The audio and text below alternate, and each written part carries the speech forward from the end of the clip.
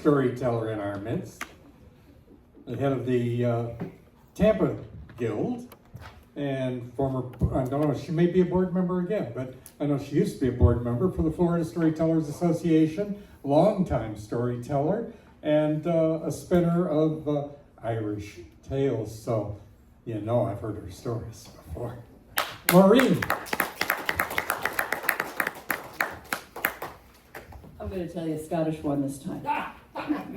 So there. Well, they all, some of my friends already heard the Irish stories, and I ran over with Katie on the way over, and I said, well, I could do this one. She says, I haven't heard that one. Tell that one. So here we go. It's a fairly short one. Quite some time ago, before the age of motor cars and such, there was a traveling salesman. He was new, and he found himself in Scotland. But he was new, which meant he didn't have a lot of success with his sales, shall we say. And he was tired, and there was an inn. He went to the innkeeper and he said, well, I hope you don't mind, but I have enough money to pay for my night's lodging, but I'm really hungry and I haven't had anything to eat for a while. Do you think you might spot me something, and I'll pay you back when I come by through this way again? Well, the innkeeper was not totally unmoved, but he was also a rather, let's say, shrewd businessman.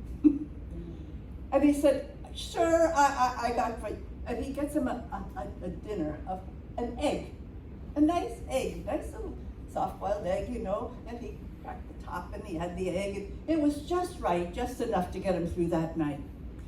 And in the morning, he said goodbye, and I promise, next time I come through here, I will pay you. Well, it seemed that several years went by, about 3 years, before the Scotsman was back in that town. But he hadn't forgotten his promise. He was a man of good honor and integrity. So he went to the innkeeper and he said, do you remember me? You gave me an egg dinner and I'm here to pay you for it. The man looked at him now and he says, that man that came in before was not dressed as this man is today. He's obviously become quite successful at whatever he is selling. And he says, just a moment. He takes out paper and pen and starts. He says, oh, okay, yes, you owe me £3, 2 shillings. What? £3, 2 shillings? He says, well, yes, of course. Well, how do you figure that? Said the salesman. He says, well, it was quite simple. It has been 3 years, and had that egg, hatched and become a chicken. It could have had chickens and then more chickens. And then I calculated how many chickens are usually born, and that's how I came up with my figure. Well, the Scotsman was astounded. He says, I'll not be paying you that much.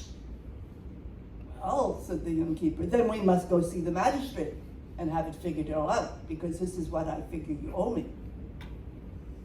Well, it would be not that very day, of course. It would be a couple of weeks before they had the audience.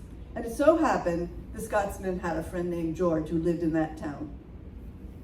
And he was having something to eat with his friend George, and George says, so what's this about you owing £3, 2 shillings for an egg? He says, yeah, that's what he tells me it is. And that's what I'm gonna probably have to pay. And I don't George says, no, you will not have to pay this. I promise you. He says, well, why not? He says, because I'm gonna fix it for you. You're gonna pay the judge? No.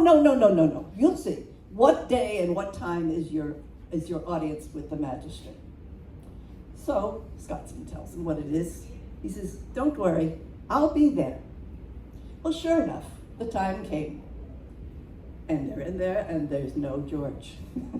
But the magistrate asks the innkeeper, so what does this man owe you? He told him it was £3, 2 shillings. He says, and this is for what? He says, for an egg. For an egg?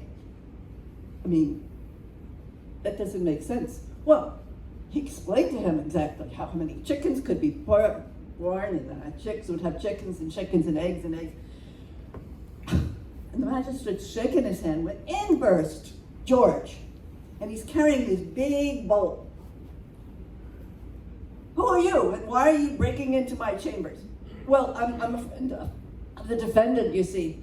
He says, and I have something to share about that egg.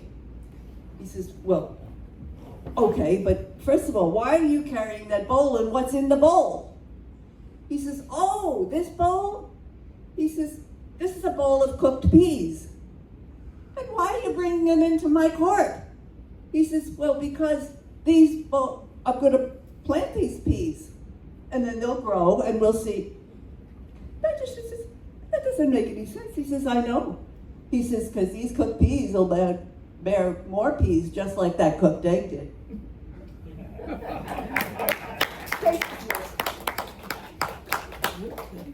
Thank you.